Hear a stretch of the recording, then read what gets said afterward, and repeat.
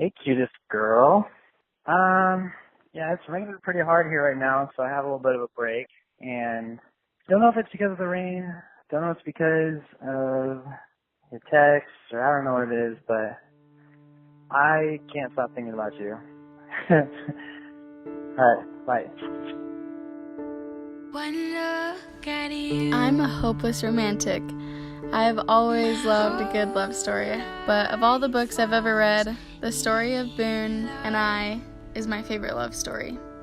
I prayed for you before I called you mine. I knew pretty quick that he was the one because he was everything that I ever waited for and everything that I ever wanted. Why can't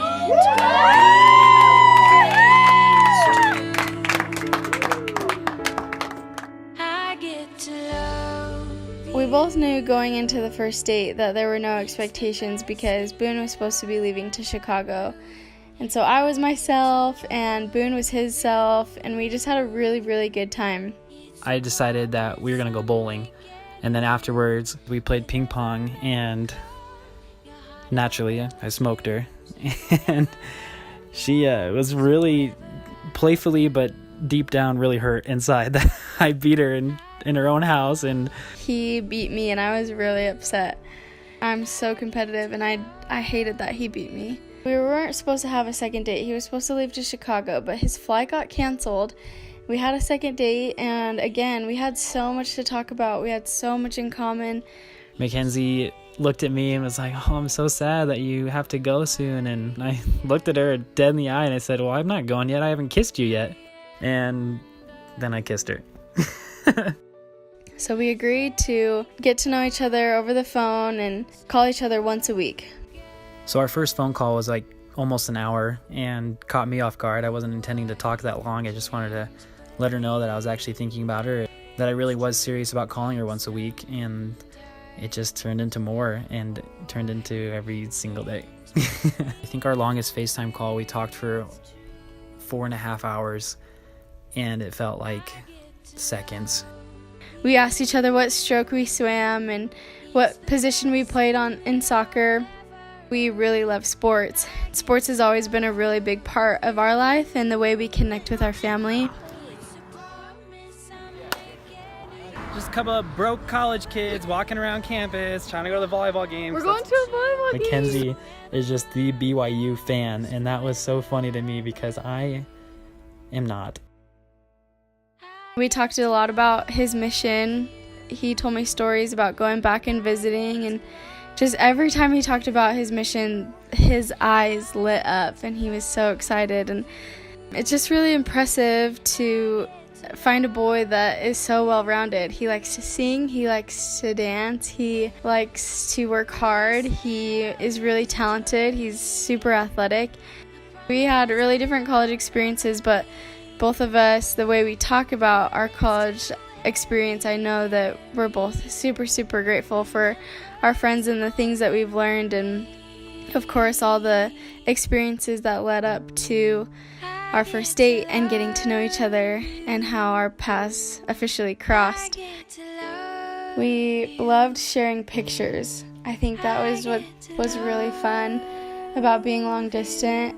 We would send baby pictures and awkward middle school pictures and pictures about my cousins, and he would show me his nephew and nieces. I caught myself wanting to talk to her all the time, just every day. There are a lot of conversations that we would cry together, like happy, like reminiscing tears. Oh my goodness. So many hours of just us laughing. About 7 weeks after our first date, She had a plane ticket and was coming out to see me in about a month. I flew out to Chicago, and I was so nervous. She was just so cute, and when we were talking on the phone, she told me that there was something she really wanted to tell me in person, and I knew immediately that she wanted to tell me that she loved me, and it scared me to death. I wasn't sure if I was there yet. I didn't know if I was going to be ready, but I was determined that this girl was not going to tell the first boy that she ever fell in love with, I love you first. She came in from the airport and she was wearing a yellow and white striped shirt with white shorts and just looked so adorable. We had so much fun. We laughed, we ate yummy food, we went sightseeing. And immediately went back, we got some food, and then we went and we got pedicures and took her in my truck, and we went and sat in the bed and we watched a double feature drive-in movie. It was like 95 degrees and humid that night. It was nasty and there was tons of mosquitoes, and I learned that night that mosquitoes, they love to get some of that Ken's. I asked her to be my girlfriend on Saturday, and we'd been dating for one whole day when I couldn't take it anymore. And the next day we were at Lake Michigan with my family and friends, and I knew that I loved Mackenzie. And we were walking on the beach, and it was starting to get a little stormy out on the water, and you could see the lightning hitting, and it was getting windy, and we were sitting down for a while. We kind of got some time to be alone for just a little bit, and we got up to start walking back down the beach towards everyone, and I just stopped and pulled her close to me and held her face in my hands, and I looked her in the eyes, gave her a kiss, and then I just said, I love you, Mackenzie. And she didn't say anything back. And it scared the heck out of me for about 2 seconds until I listened and I could hear her silently sigh and say, I love you too, Boone. I knew after that weekend that it was going to be a really good thing.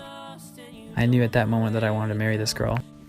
Long distance wasn't easy, and saying goodbye was always so hard. Hey, Mackenzie, I love you. I love you. I'm going to give you this video. Watch it. This is the last time we have to say goodbye for a little while, okay? No more tears. No more tears. We are so similar. We are so in sync. We are so alike. We are so in love. I decided that I was going to propose to Mackenzie, and I was ready to do that. I had talked with her dad, and I had talked with my family and my friends, and everyone was in full support. We hadn't talked so much about when we were going to get engaged, and so me being a little more on the spontaneous side, I was talking to my friends, and I just had the idea come up, like, the BYU football team is playing tomorrow. Like, why don't we just have a little get together and have a mini barbecue, and I'll propose to her there, and that way I'll have all my friends there and people that I care about and love, and she'll have the people that she cares about and loves there. And Casey came from behind and handed me the ring, and I showed it to her, and I got down on one knee, and she said, "Is that for me?" And I asked her if she would marry me, and she said yes, and put a ring on it, and hasn't left her hand since. I love Mackenzie McCoy because she's going to be the best mother of my children that I could ask for. I love Boone because he makes everything so fun. He loves to make me laugh. He loves to dance. He loves me and he respects me. She is kind and loving, caring. He takes such good care of me and serves me all the time. She's a spiritual giant in a little body, and makes me the happiest that I've ever been. He is my best friend, and I am so excited to marry him. Nothing has been happier than when I spend time with her.